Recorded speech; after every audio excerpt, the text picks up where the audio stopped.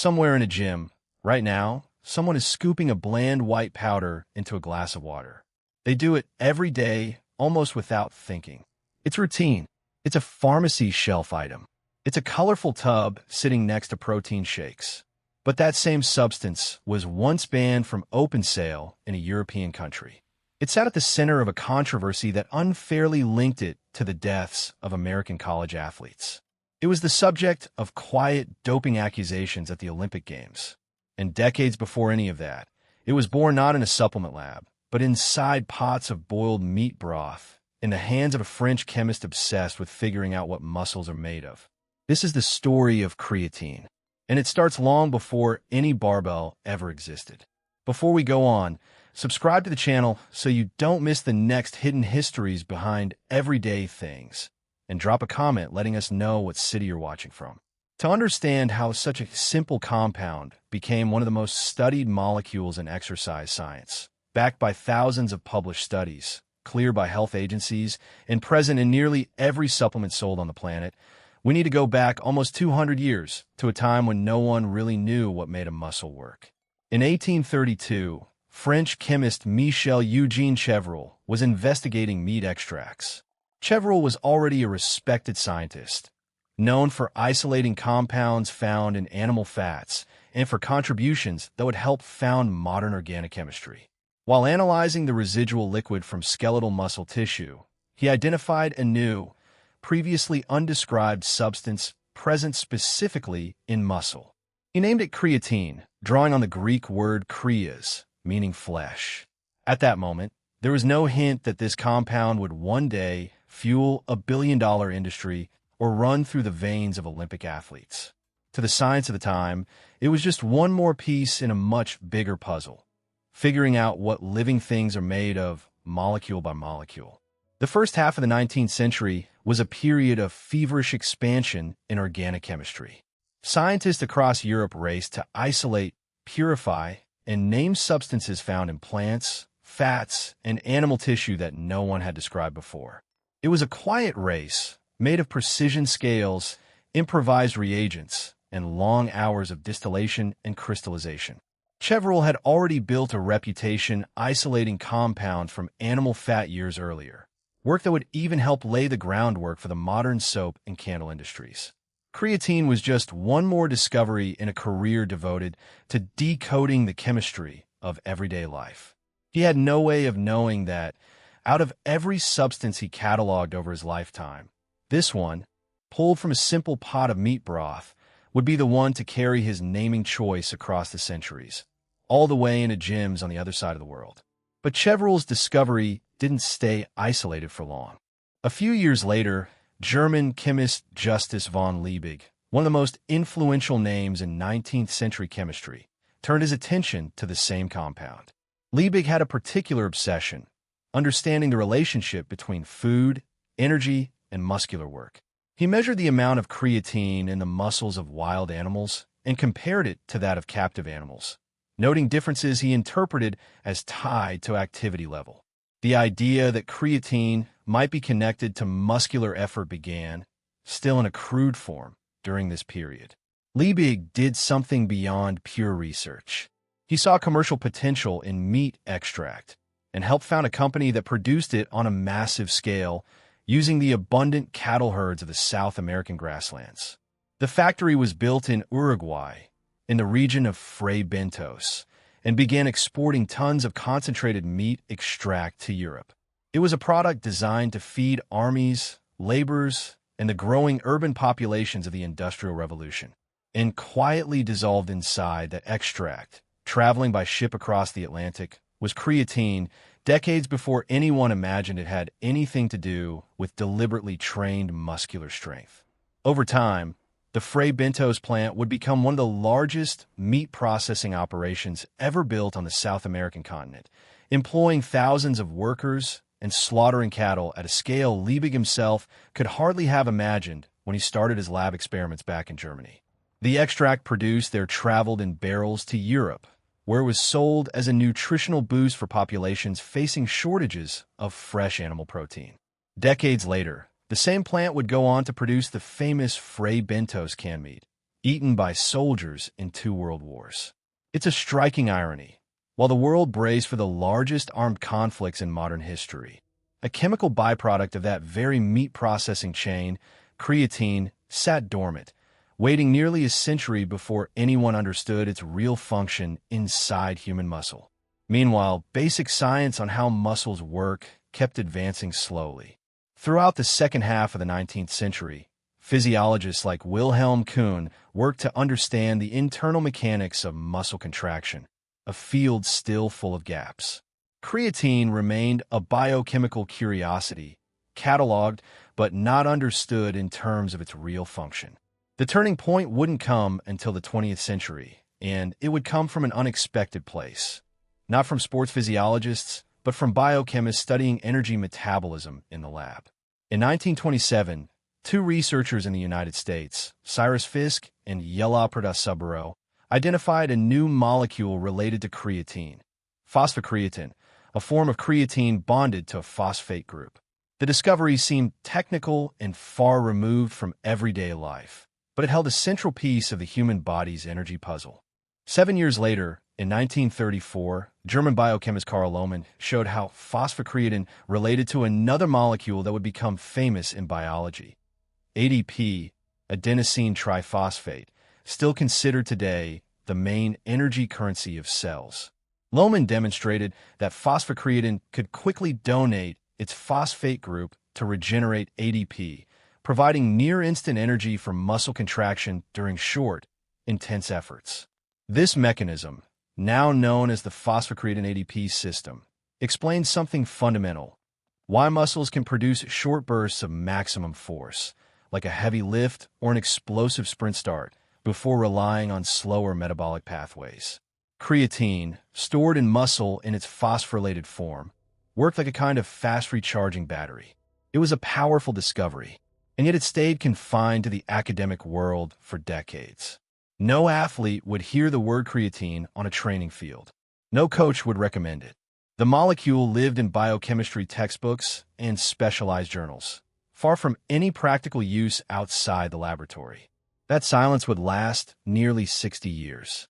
What changed everything wasn't a single new discovery, but the meeting of old biochemistry with a new generation of research applied to athletic performance decades later on the other side of the Atlantic. In the 1960s, Swedish scientists, including Eric Haltman, began developing muscle biopsy techniques that allowed them to directly measure levels of compounds like glycogen, ADP, and phosphocreatine in the tissue of living, active athletes, instead of relying only on animal studies. This technology would completely change what was possible to study about human metabolism during exercise. It was this tool that, decades later, allowed Haltman and British researcher Roger Harris to investigate a simple question that had never been rigorously answered. What would happen if a person ingested relatively high doses of creatine by mouth over several consecutive days?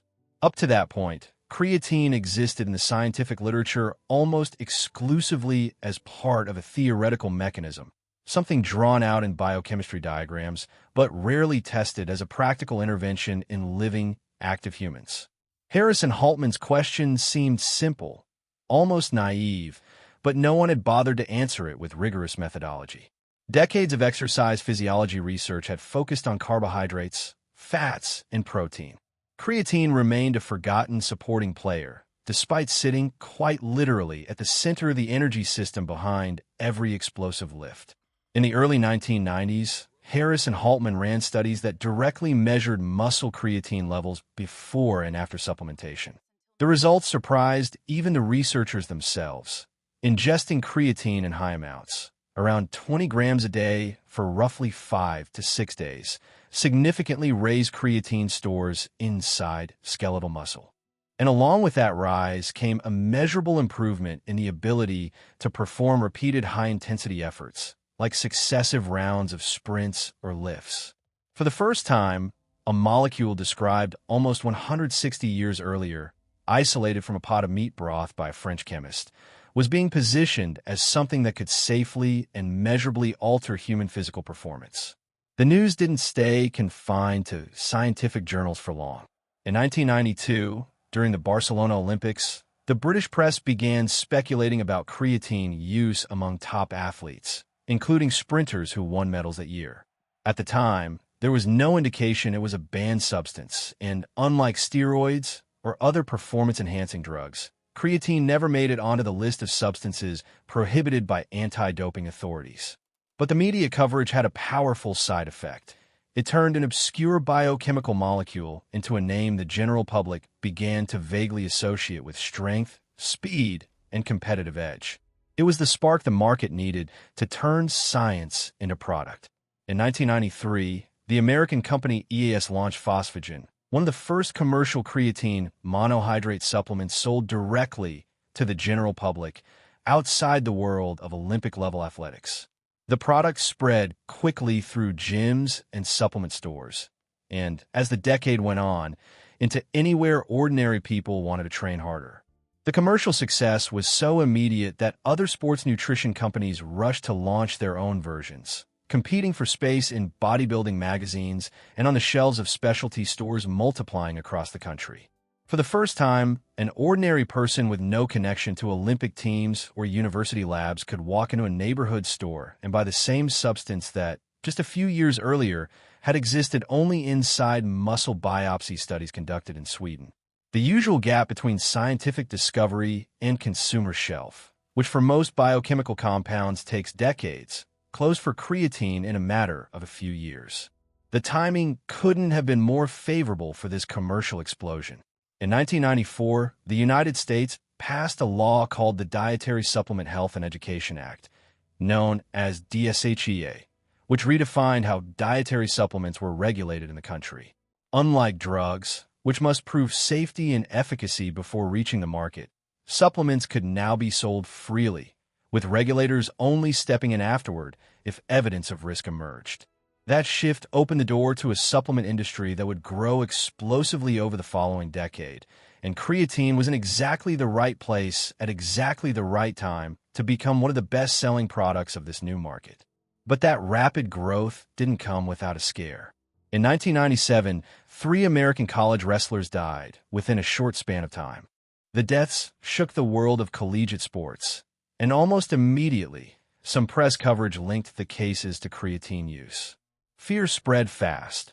Was this popular new substance actually dangerous? More detailed investigations, however, pointed to a very different and much older cause in the sport: extreme weight-cutting practices involving severe dehydration, plastic suits worn to induce excessive sweating, and aggressive calorie restriction, methods wrestlers had used for decades to make specific weight classes before competitions. Creatine, in these cases, was not the direct cause identified by the autopsies and subsequent investigations, but the reputational damage was already done. For years, a segment of the public kept associating the word creatine with kidney risk and health danger, an association that later studies, over the following 2 decades, would fail to confirm in healthy people. While the United States moved forward with permissive regulation, the reaction on the other side of the Atlantic was the exact opposite. In France, health authorities took an extremely cautious stance. For years, starting in the mid-1990s, the sale of creatine to the general public was restricted in the country, on the grounds that there wasn't enough safety data to justify selling it freely as a dietary supplement. While Americans bought tubs of creatine at any supplement store, the French had to find other ways, including buying it in neighboring countries or online, to get their hands on the same substance. That restriction stayed in place for much of a decade, easing only as more scientific research accumulated, confirming a favorable safety profile for use in healthy people. It was a striking contrast. The same molecule, isolated from the same kind of animal tissue, studied in the same international scientific journals, treated as a freely available shelf product in one country and a suspect substance in another. At this point, the story of creatine stopped being just about muscle biochemistry and became a story about how different societies handle scientific uncertainty and perceived risk. There was another quiet irony behind all that suspicion. While regulators debated whether creatine should be freely sold, the World Anti-Doping Agency, responsible for defining which substances give athletes an unacceptable competitive edge, never placed creatine on its list of banned substances. The explanation is fairly simple. Creatine is a substance the human body already produces naturally, mainly in the liver, kidneys, and pancreas, and it's also present in common foods like red meat and fish. Banning it would, in a sense, mean banning a process that already happens inside anyone's body, even without any supplementation at all. Unlike synthetic steroids or artificial stimulants, creatine only amplifies a system that already exists biologically. That characteristic is what allowed it, over the decades, to keep being treated differently from other substances associated with performance enhancement. While the regulatory debate rolled on, scientific research kept advancing, and it began to reveal something no one had predicted in the early years of sports supplementation. Creatine might matter far beyond the weight room. Researchers began looking into its potential role in neuromuscular diseases, like muscular dystrophies, where the cellular energy available to muscles is already compromised by the underlying genetic condition. Studies also explored its use in neurodegenerative diseases, including amyotrophic lateral sclerosis, Parkinson's disease, and Huntington's disease, conditions in which the energy metabolism of nerve cells is severely affected. Not all of these studies produced definitive results, and some clinical trials in severe neurodegenerative diseases failed to confirm the hoped-for benefits. But the research direction revealed something important. Creatine wasn't just a muscle strength molecule. It was part of a fundamental energy system also present in the brain, an organ that consumes a disproportionate amount of energy relative to its size. That discovery opened up another research front that would gain momentum especially in the 2000s and 2010s. Creatine's possible effects on cognitive function, particularly under conditions like sleep deprivation, intense mental stress, or brain aging. Studies began exploring whether supplementation could help maintain brain energy reserves during periods of high demand, a research area that's still developing today, without definitive conclusions, but with results promising enough to keep scientists interested. Another group that started drawing specific attention was vegetarians and vegans. Since the main dietary source of creatine is meat and fish, people following plant-based diets tend to have lower baseline levels of creatine in muscle and brain tissue, since the human body only internally produces part of what it uses, getting the rest through food in a typical omnivorous diet. Studies in vegetarian populations showed, in some cases, even more pronounced cognitive and physical responses to supplementation, precisely because they started from a lower baseline. It was a curious twist, a substance discovered in 19th century meat extract becoming, 2 centuries later, especially relevant to people who don't eat meat at all. And there's another hidden twist in this same story, almost poetic in its symmetry. The creatine that fills supplement tubs today no longer comes from meat broth, slaughterhouses, or animal extracts, the way it did in Chevreul and Liebig's time. It's chemically synthesized in industrial plants from raw materials like sarcosine and cyanamide, a process developed over the course of the 20th century that allows manufacturers to produce pure creatine monohydrate at scale, with no animal tissue involved at all. Much of the world's production today is concentrated in chemical plants in China, which supply the raw material to nearly every supplement brand sold around the globe, regardless of the country printed on the label. The substance first isolated inside a pot of meat extract, then became, 2 centuries later, a mostly synthetic product, compatible even with strictly plant-based diets, closing a loop none of the scientists involved in its original discovery could ever have predicted. Throughout the 2000s and 2010s, creatine monohydrate cemented its status as, quite possibly, the most studied sports supplement in the world, with hundreds of published clinical trials examining safety, dosage, and effects across different populations, from elite athletes to older adults in muscle rehabilitation programs. Unlike many supplements that rise and disappear with passing trends, creatine built up a volume of scientific evidence rare in the world of sports nutrition, which helped cement its reputation as one of the few supplements with consistent backing in the scientific literature. More recently, a new wave of interest has put creatine in front of an audience that, decades earlier, would never have considered using it. Women, including those going through specific life stages like menopause. Research began investigating creatine's role in preserving muscle mass and bone density in midlife and older women, periods when hormonal changes accelerate the natural loss of lean mass and strength. That interest gained further momentum through social media and online health and fitness communities, where professionals and enthusiasts began openly discussing creatine use outside the traditional stereotype of bodybuilders and weightlifters, dramatically expanding its audience in recent years. This shift may represent the most complete cultural transformation creatine has ever gone through. For decades, it was tied almost exclusively to the image of young men trying to bulk up in heavy-lifting gyms. Today, researchers, doctors, and dietitians discuss its use in completely different contexts, preventing sarcopenia in older adults, supporting muscle recovery after injury, maintaining bone density in postmenopausal women, and even as part of strategies aimed at cognitive health during aging. A molecule that was born associated with raw strength has become, 2 centuries later, part of conversations about longevity, metabolic health, and quality of life. Today, creatine monohydrate can be found in nearly every supplement store on the planet, sold as powder tubs, capsules, mixed into protein bars, and even in ready-to-drink beverages. The global sports supplement industry moves billions of dollars a year, and creatine, despite its generally low price compared to other products in the category, remains one of the best-selling and most recommended supplements by dietitians, sports doctors, and coaches worldwide.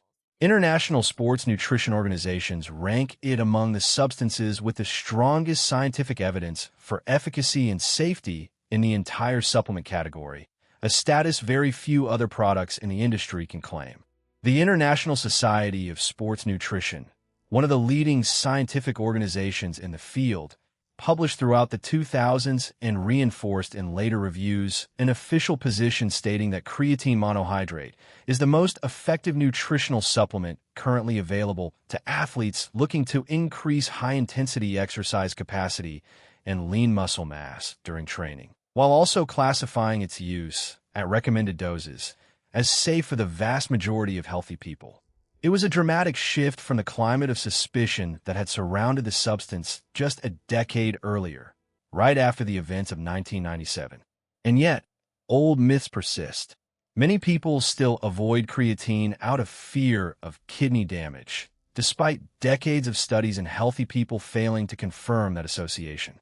Others believe it only causes water retention with no real strength or performance benefit, ignoring the growing body of research showing effects that go well beyond cellular hydration. The distrust born out of that 1997 scare, mixed with French regulatory caution throughout the 1990s and 2000s, left cultural marks that science is still slowly correcting.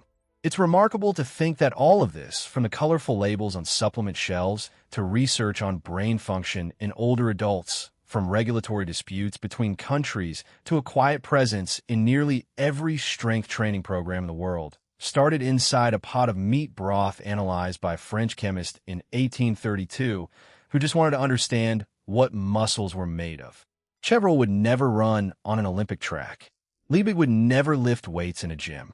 None of the scientists who described phosphocreatine or the ADP system in the early decades of the 20th century pictured armies of amateur athletes dissolving white powder in water before a workout decades later. Creatine traveled an absurdly long road between a 19th century organic chemistry lab and a 21st century gym bag, passing through meat extract factories in South America, muscle biopsies in Swedish laboratories, media scandals surrounding the Olympic Games, tragic deaths unfairly pinned on it, and a regulatory divide that separated for years what was freely available to buy on one side of the Atlantic and banned on the other. That spoonful of white powder dissolved in water today carries nearly 200 years of science, commerce, controversy, and plot twists inside it. Next time someone mixes it before a workout, it might be worth remembering, this isn't just another supplement on a shelf.